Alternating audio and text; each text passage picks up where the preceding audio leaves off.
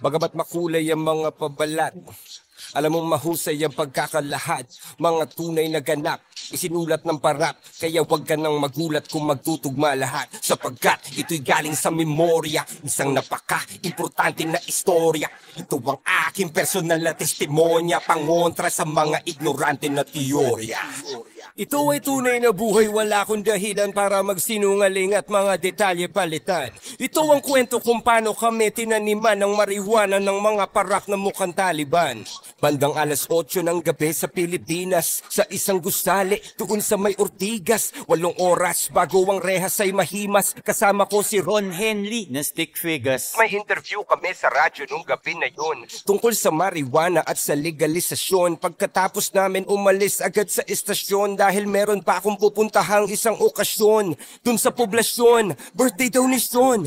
Yun lang ang alam ko na detalye pa noon. Medyo masama ang panahon, umaambon, kaya tinext ko na si Utol, pumunta ka na ngayon. Humiwalay na si Ron, sumakay ng taxi Dahil bukas may recording pa kami ni Clamsy. Utol kong si Idol, sinundo ako sa lobby gamit ang aking Subaru na tunog Ferrari. Saan tayo pupunta? Private daw na party. Yung reception ay isang hotel dun sa Makati. Bata na may cancer, kumontak kanyang mami. Idol ako ng anak at rap ang kanyang hobby. Pangalan daw ay Sean, walang pake sa money kasi handang magbayad kahit magkano si daddy. Lumambot ang aking puso nung una ko narinig. Naawa ako kay Sean, mga luha ng ilid. Nung nalaman kong lagay na daw ng bata tagilid. Di nyo kailangan magbayad, pupunta ako sa event. Rekta sa Makati kahit traffic ay kainip.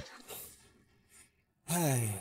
Kasama ko si Rude at si Ivan, ang sikip, at si Kuya Albert, yung driver kong mabait, at saka si Idol, aking manager at kapatid na merong thalassemia, isang kakaibang sakit, kailangan niyan lagi salinan ng dugo na pantawid, at dahil malapit lang sa hotel yung Makati Med, sumabay na lang siya sa amin para mas makatipid.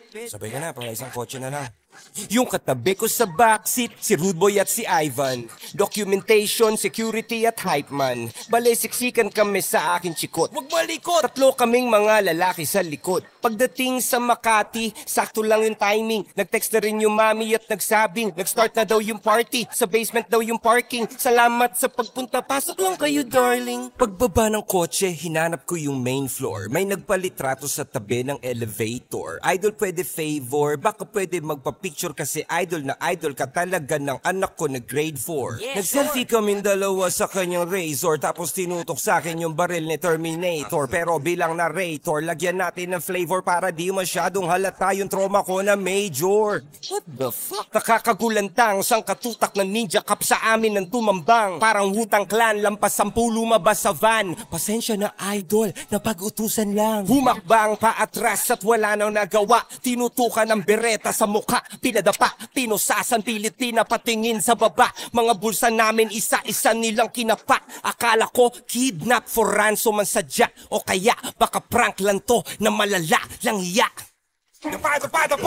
Kamay sa likod, hindi sa baba! Dapa sabi! Nakadapa kami habang napapanood ang aking utol na kasalukuyang nakabukod. May tinabi silang kahon, malakas kanyang kutob na meron tong mga lamang kontrabando sa loob. Tsaka na lang silang nagpakilalang mga parak nung isa na sa mga kasama nila na sapak. Walang uniforme at nakamaskara lang lahat. Walang Mirandang binasa, basta-basta lang agad. Sikat na hotel at ang nakakapagtakay. Maraming CCTV, lahat nakapatay. Wala man lang bodycam na nakalagay. Kahit kuha man lang ng cellphone gamit kamay. Sabi daw ng pulisya, sa akin daw nakumpiska. Pero di makumpirma kasi walang kahit ni isang saksi na pumirma. Walang video ng palitan magmula nung umpisa. Kung under surveillance pala, dapat may footage ka. Diba? Kung under surveillance pala, dapat may footage na. Kung normal na tao, nagva-viral pag nahuli siya, paano na lang kaya kung si Looney pa? Nung nasagot ko yung pideya at aking kinundi na, mga ulo nila biglang nagkaroon ng bumbilya. Para ma-promote sa pwesto, ako ang pinuntirya ng mga ninja cops na gustong magbida-bida. Diba? Bigla silang nakaisip ng ideya kasi napanood nila yung live ko sa pideya nung binan nila yung kantang Amats dahil sa tema. Pero Maria Hiwaga ni Sasa, walang problema. Aba punyeta, talamak na ang taniman.